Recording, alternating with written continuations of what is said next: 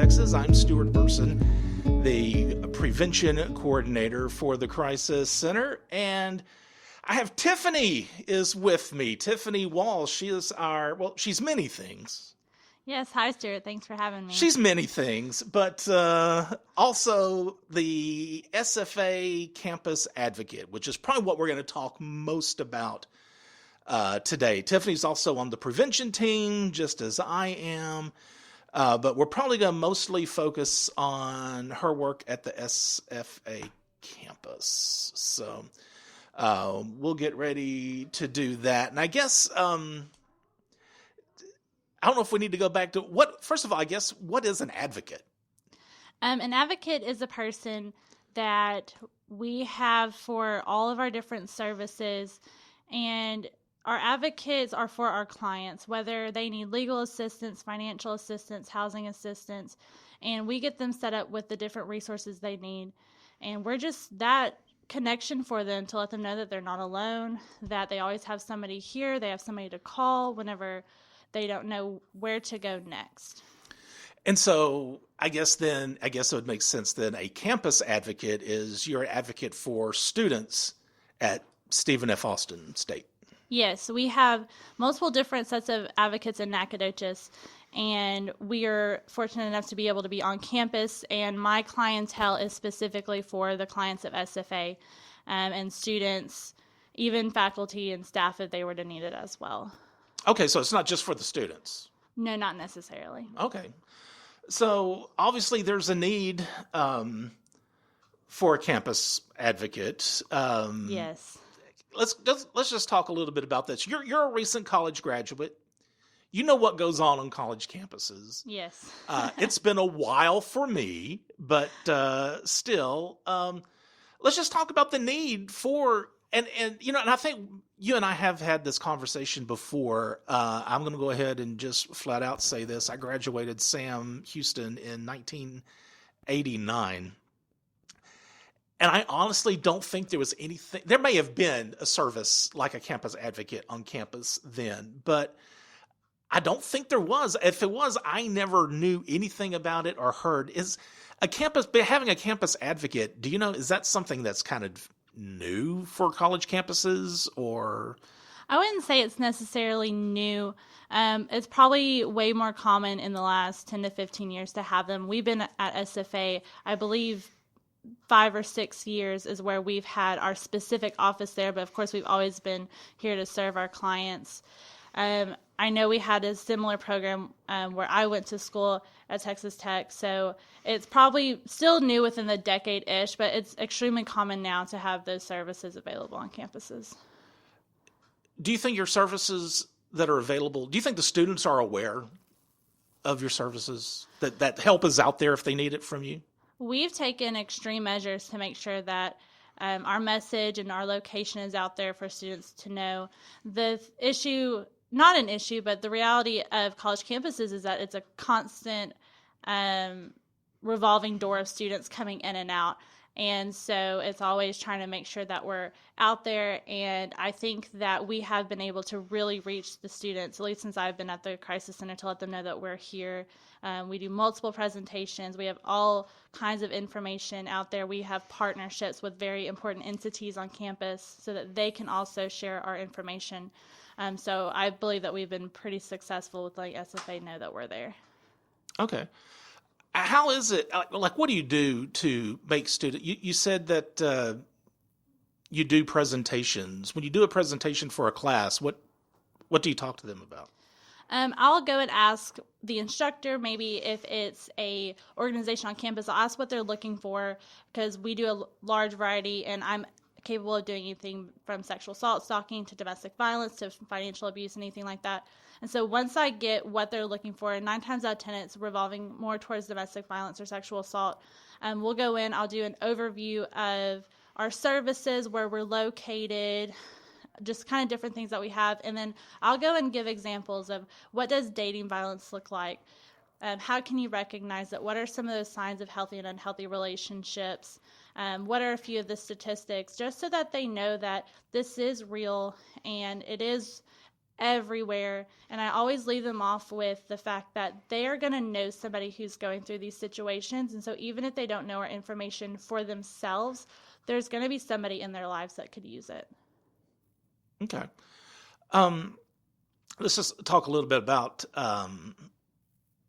you mentioned dating violence. Is that, when we talk about dating violence, is that domestic violence was just a different name to it, pretty much? Kind of, yes. So dating violence and domestic violence are almost synonyms of each other, but domestic violence can hold a different, people can see it differently. Domestic makes you think of domesticated, maybe marriage, 2.3 kids, a dog, and a picket fence. And that doesn't always resonate with students because not a whole lot of students are married. Not a lot of them may or may not have kids. And so we like to use the term dating violence, which is still domestic violence, just to be more connected to that age group. Because if you came to me when I was 19 on campus, which wasn't too long ago for me, and talked about domestic violence, I may or may not have known what you were talking about, but dating violence, I would have known immediately. I would have been able to connect with that. Okay. Do you think, and I know you know, if you're going to listen to this podcast a lot, we're going to talk a lot about survivors instead of using the word victims. Mm-hmm. That's just kind of something that we do. So survivors of dating violence on campus, do you think, or in fact, maybe just survivors of domestic violence or dating violence, do you think some of them are reluctant to come forward? Oh, absolutely. I would like to say that there is a dynamic difference with college campuses, and it covers all the different, all of our umbrella, domestic violence, sexual assault, to where there's not a whole lot of maybe outside pressures that bring clients in, like our older clients who maybe have children, that's why they're coming in, or they're needing a divorce and that's coming in. And that's not necessarily happening as often on college campuses. And so they've got these other reasons why they're not coming in, which is prioritizing what they can handle with. You know, final time is extremely stressful. And if they're going through a situation, they might only be able to handle so much stress at a time. And so they're blocking out their dating violence situation and they're focusing in on finals. Or there's the fact that they don't want people to find out. They don't want their friends to know. They don't want their families to know. And so it's just easier to keep it to themselves. And then there's also the option of they don't realize it yet. They think that what the relationship that they're in is normal, or they just can't identify those factors that it is unhealthy and it is not good for them to be in it, but they just haven't seen it yet. Sure. Embarrassment, you think? Yes. I mean, you know, you just don't want people to know your business. You don't want your family to know your business. You're off in this, a lot of students, they're away from home. It's their first time being on their own. They want to come across as they've got this and they don't need help. And I also think that that just goes with all ages too, but I can see it being in that younger group even more of just, I don't want people to know that this is happening to me, and I'm just going to cope with it until either Sure. I'm out of it or I do find that I need help. I think maybe also a young person like that, maybe they're afraid if they do report it, parents are going to find out. Or, yes. You know, and that's one thing that you're always telling students, that you're confidential. Yes. That you're not even going to report it to the school. That is that is my most important thing. I say most important. I can tell you about 3 different things I think are equally most important. But confidential is one of those extremely important things. I am the only 100% confidential resource on campus where a student can come to me at any time, and I'm not going to outsource that information to anybody. There's a lot of entities on campus like counselors who are confidential in their counseling hat, but if they're also doubled up as a teacher for a class, then they're not confidential in their teaching hat. And then all teachers on campus are required to report to Title IX of any sexual assault or violence that's happened to them on campus. And I am not. So that is a huge benefit to having the Family Crisis Center on there is we are a completely confidential resource for our students to where they don't have to worry about their information going out to their family or going out to their friends. And those are questions that I've had. Are you going to tell my parents? Absolutely not. What is between me and you stays between me and you. And what's between you and your services with the agency stays between you and the agency. So what happens if you have a student that comes up to you, that comes to your office and says, I'm a survivor of dating violence. Dating violence has happened to me. What's the benefit of them talking to you about this? What do you do once a student tells you that this awful event has happened? What happens after that? I'm going to get an assessment of what the situation is, and from there, I'm going to thank them for trusting me with that information, for being willing to come forward, because it's a very difficult thing to do. And then from the information that they've given me, we're going to establish what are their needs that far. Is it legal advocacy to where they're needing a protective order, or they're needing help with police accompaniment or any form of that? Is it counseling where they're just wanting to work through that trauma and then come off on the better side more healthy? Is it that now they have to figure out a place to live and we need to work on those? So we tailor a plan specifically to each individual client, and then we follow that plan, and I get them to those resources that they need, whether it be my advocacy specifically or whether I send them to the counselor that they need so that they can get those services. Sure. Now, your office is located in the McKibben building. You share office space. You share a hallway with Title IX. Yes. I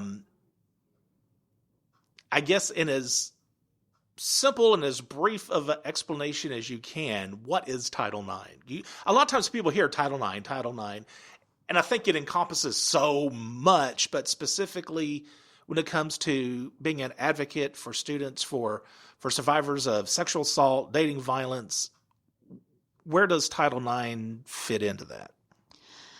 Fantastic question. So Title IX is on all campuses. It's mandatory for all educational places to have them, and they are the reporting agency for sexual assault, any domestic violence, dating violence, stalking incidences that happen on campus.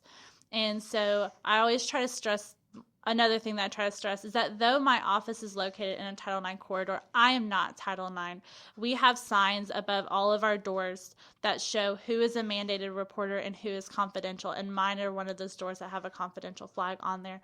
But Title IX is where if any faculty or staff on campus becomes aware that any form of assault or stalking has happened, then that is where those reports go to, and they do an investigation in their own time. We do try to, have a good working relationship with Title IX. That way, if Title IX sees that these clients need our services, which all of them should, anybody who falls under Title IX also falls under our umbrella. That way they can come to me and get those extra services like counseling and things like that, and legal if that's what they're needing. Okay, cool. What does a student need to do? And you've probably already kind of touched on this a little bit, but what's the first step a student should take if they feel like they've have had a sexual assault or incident of dating violence happen to them? What's the first thing that they need to do to get in touch with you? For me, we have our numbers everywhere on all of our brochures, on all of our information. I pass out my business cards like free candy. I like to say, please take them, pass them around.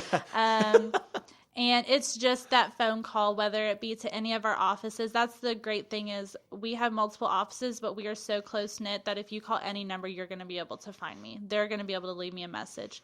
So it's any number that you see on any of our brochures, or if it's my business card, calling that number and setting up that appointment with me. If you're on campus, go ahead and come up to my office. It's in the McKibben Education Building. It's on the 3rd floor, 304Q.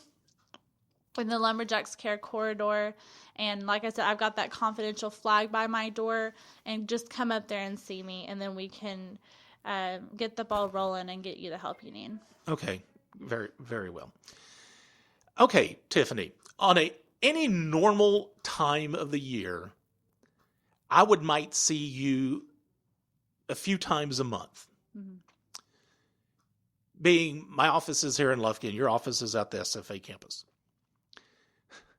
This year, I've pretty much seen you every day because you're here. Yes. Because of the ugliness that's COVID-19. How has that affected the services that you can provide to students on campus? So COVID-19 has shut down SFA up until move-in day is today, actually. So yay. Since March, that's whenever all of our students left. And that meant that all of my clients went home.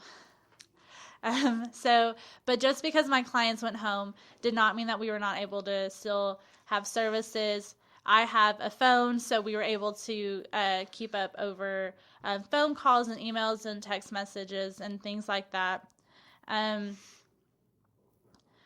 Looking back or coming back, our office will be open as of next week, which is extremely exciting, and we'll be back on campus and hitting the ground running and trying to reach out to all of our new folks on campus and reaching out to the old folks on campus. But COVID has made it a little bit more difficult just because there are no students on campus, but it definitely didn't damage any of our contacts with our old students. Now, that doesn't mean to show that a lot of students, whenever they went home, that they were ready to stop receiving services because they were home and they felt safe. But those students also know that we're here and we're still available if they need us. Okay, cool. Let me ask you this, because you do work with survivors. How do you think the whole COVID thing has affected them? Have you seen an increase in people reporting? Is it about the same, or do you think people are less likely reporting now because they don't want to get out? Does that make sense? Do you kind of Yes. understand where I'm going with that? Does that? So I don't have a lot of numbers on SFA specifically, unfortunately, because I'm not up there, and Well, that's fine. there are Yeah, no students there. sure. But as far as the intakes that we're doing right now in our other offices, I would say that we have seen an increase. We've seen an increase since the midst of the pandemic back in April, whenever just a lot of things were completely shut down. I would say that the domestic violence probably hasn't necessarily increased because it's still been going on, and it has been going on. No, let me rephrase that. The incidences themselves have definitely increased because everybody is home together. But those who were abusing before COVID are still abusing during COVID. And I do think that since things have opened up, we've been able to get those clients to come in. So we've had that influx of those intakes where they're able to get out and come in and find where we are and get those services from us. But, for a while there, we weren't seeing those intakes because everything was shut down, which means that those victims and survivors, unfortunately, were stuck with their perpetrators. Okay, cool. And I do want to, I was just now thinking of this when we are recording this in mid-August. Tiffany was saying moving days today. More than likely, when you're listening to this, moving day has already happened. Not that it matters that big of a deal, but just wanted to don't want to confuse anybody with that. But going back to seeing clients, do you have you utilized Zoom to do any intakes or anything like that? I have not. We have primarily done whenever our process changed a little bit to COVID is we still need our clients to come in. We have paperwork that we've got to do, which isn't a scary thing, but we have to get permission from our clients for us to work with them. And so I'll do phone interviews to where I just get some of their information. That way the contact in the office is minimized and it's just as short as possible. Mm-hmm. But we've still remained our face-to-face, very safe, mask on, social distance. But we are still able to see our clients, which is a huge benefit because you can make those connections that are necessary in person versus Zoom. It's a lot easier. Sure. And I guess that'll be the challenge this fall with SFA going to kind of a hybrid system, kind of online and in person. And I'm sure the campus will be a lot thinner, Yes. I guess, as far as actual student bodies I going would around. say so. Because normally, we'd be, and a lot of times you and I would be working together as far as the prevention side, doing tabling events and doing presentations and things like that. And obviously that's just not going to be the same, No, at not least at all. this year. And it is very sad. We are very active on campus. Any of the groups that have heard me speak, I do 7 p.m. presentations, 8 p.m. presentations. I have those lovely 13-hour days where I get to leave at Friday at 11 because I work so much in the afternoons. I try to be as active on campus as I am and get out there. And so that is going to be an adjustment, not being able to do that. Right. And of course, what you just said just reminded me, I guess that was, I guess it was October last year. I did an event, the Improv Strikes Back. They did this thing on a Friday night at 10 p.m. And I thought, you guys are crazy. And those students were, after the event was over, which was probably about 11, they were talking about what party we're going to tonight. And I'm like, I'm going to the house and turning out the lights. But it was just wild. Okay, Friday at 10 p.m., that's when we're going to start this thing. And anyway, I guess that kind of, again, shows the difference in the age gap there a little bit. Do you think being a campus advocate helps that you're a recent graduate yourself, that you're closer, someone in their early 20s as opposed to someone in their 50s, I guess, being a campus advocate? Do you think that helps a student maybe open up to you maybe a little bit more? I do. I definitely, I try to put a lot of spunk and personality in my presentations. And I have a lot of one-liners. And one of those is, guys, I'm your age. I mean, I'm a little bit older than y'all now, but I'm still in your age bracket. I know what's going on. I know what's hush-hush and what y'all are wanting to talk about. And I really think that not only does it help me as my role as a campus advocate and connecting with people to where, we are peers, we're in the same age group. Sure. So there's that connection there. But it also gives a really good, fresh outlook on what's going to work at SFA and what's not, what's the best way, because I was that student who had my headphones in with no music on, eyes to the ground, and I was avoiding the people at tablings. I don't want to talk to you. Don't talk to me. And so I get to go into this knowing what kind of student I was and like, all right, how do we get my attention? Right. To where I want to come to my own table. Well, and I think too, again, kind of going back and trying to think about what it was like when I was that age. If I'm walking on campus, I really honestly, and I'll be honest with you, because I'm in the prevention line of work here at the agency. But when I was a college student, I don't know if that's the last thing I was probably really wanting to hear or talk about is consent and, yes. Being a bystander intervention, which in a future episode, we'll go a lot into that. You'll more than likely probably be back when we start talking about a lot of prevention things. But does a college student really want to hear? And that's the challenge, I guess, when you work on campus is making it to where they do want to hear the message. Lots of free snacks, lots of free coffee. I have dubbed myself the snack queen up at SFA. I have all the fruit snacks and granola bars and honey buns. There you go. That way, we're trying to entice. I guess that's the way to do it. Okay, so again, you're a recent graduate. What made you decide to? Well, let's go back a little bit. What is your degree in? I have a degree in Human Development and Family Studies with a minor in Personal Financial Planning from Texas Tech. And what made you decide to do that?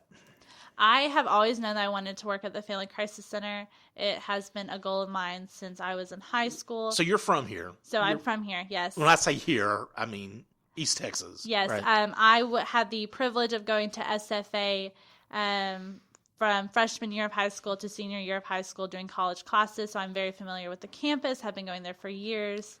And knowing the area, knowing what the agency did, I picked my degree based on what do I think that they'll want to see. And so I was like, this degree goes with that agency, and that's what I'm going to do, and it's right up my alley. I was able to use my minor to teach a support group here for financial readiness as well, so it's been all-encompassing. Awesome. Great. All right. Well, I think that's really... Did you have anything else you felt like you needed to add to this conversation? I am very grateful to be here on this podcast. I think that this information is extremely important. That way people always know where we're at. You know, it's a 3-mile radius campus from what I've been told by the police officers there. And it's a pretty small area, but a lot can still happen. And it does happen, and it's there. And it's very easy to get stuck in our small town mentality that these things don't happen where we're at because we're so rural. And the reality of it is nobody is exempt for that possibility, which is a terrible reality. But we also want to leave that piece of sad information with the fact that there is always help. We are always here. We are always ready to hit the ground running and offer all of those resources. And, you know, I always like to tell in my presentations, even if you just need somebody to talk to, even if you're having a super bad day, come in my office, let's have a snack, and let's talk about it, and let's see what we can do for you. Because everybody needs somebody who can be that person for them. And that's what the Crisis Center tries to do. All right, Tiffany Walsh, Family Crisis Center of East Texas, SFA Campus Advocate. Thanks, Tiffany. Thank you. Now, Tiffany will be back with us in future episodes. We're going to be talking about all kinds of prevention things and we'll probably do something on financial abuse also, I'm sure. It's my geek out. In the future. So we'll let Tiffany geek out on that. If you'd like to get a hold of us, if you have any questions or comments about the podcast, or if you just want to reach out to us, you can email us at familycrisiscenter@fccet.com. And if you feel like you need some services or need some help, or if you know someone who does, I do want to give you our hotline, which is answered 24 hours a day. That's 1-800-828-7233. So that's going to do it for this episode of Conversations and Connections. Remember, be the voice, if not for you, for someone else. We'll talk to you again soon.